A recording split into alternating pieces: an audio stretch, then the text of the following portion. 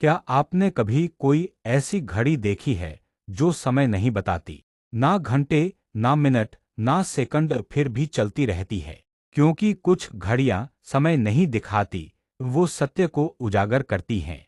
यह कहानी है एक ऐसी ही घड़ी की, और एक युवक की जो उसकी तलाश में था, बिना खुद जाने।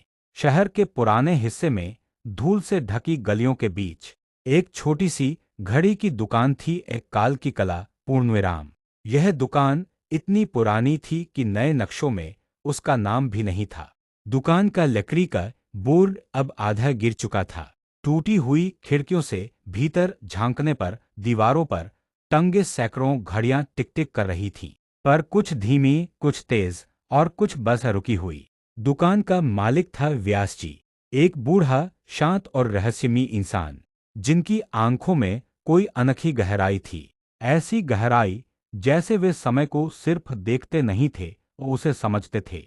लोग कहते थे कि व्यास जी के पास एक घड़ी है जो किसी को भी उसकी सच्चाई दिखा सकती है। लेकिन वो घड़ी किसी को दिखाई नहीं जाती थी।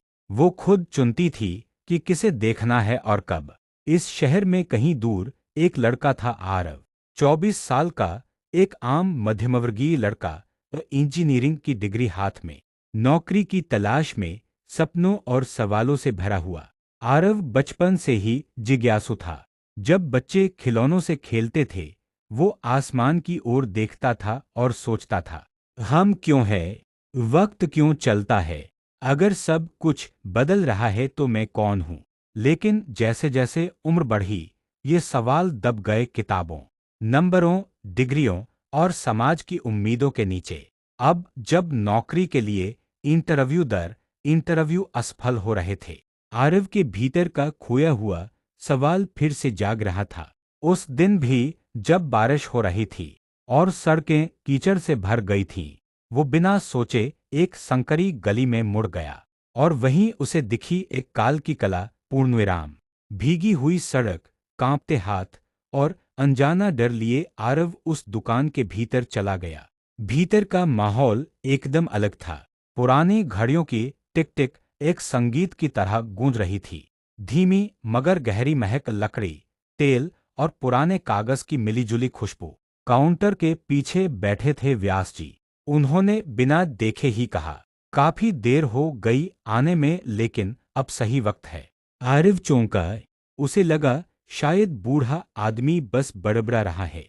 पर कुछ था उन आंखों में, एक शांति, एक स्वीकृति, जैसे वो पहले से जानता हो आरव यहाँ आएगा। व्यास जी ने धीरे से एक बॉक्स खोला और सामने रखी एक घड़ी दिखाई। वो घड़ी बाकी घड़ियों से अलग थी। ना उसमें घंटे थे, ना मिनट, ना संख्याएं, सिर्फ गोलाकार में बने अजीब से चिन्ह और कांटे जो समय के विपरीत घूम रहे थे। ये घड़ी क्या बताती है? आरव ने धीमी आवाज में पूछा। व्यास जी ने मुस्कुराते हुए जवाब दिया, यह घड़ी तुम्हें समय नहीं बताएगी, यह तुम्हें वो दिखाएगी जो तुम खुद से छुपाते आए हो।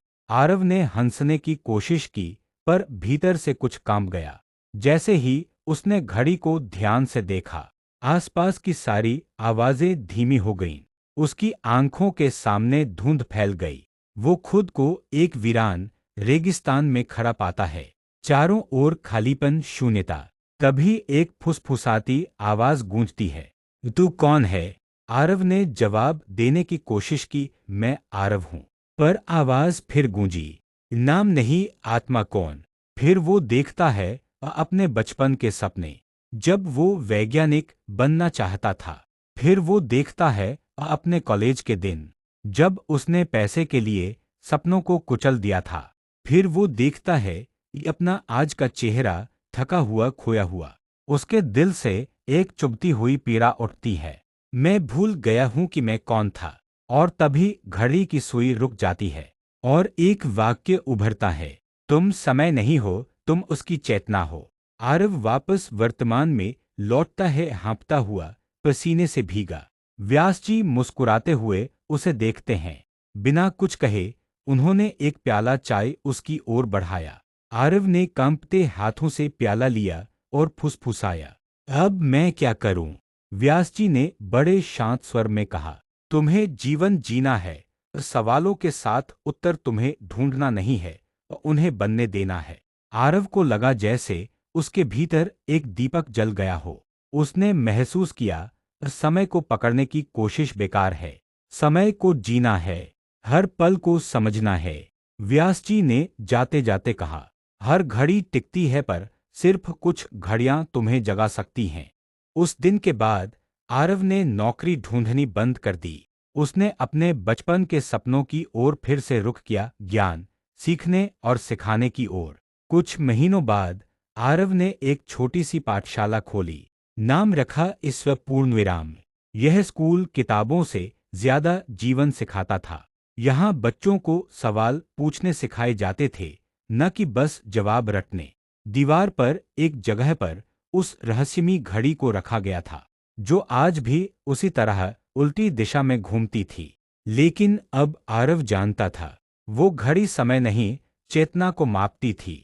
हर इंसान के जीवन में एक समय आता है जब सवाल जवाब से बड़े हो जाते हैं, जब घड़ी की टिक टिक हमें घबराती नहीं, बल्कि हमें हमारे भीतर झांकने को मजबूर करती है।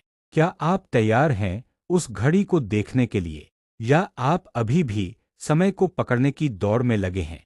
सोचिए, शायद आपकी घड़ी भी इंतजार कर रही हो।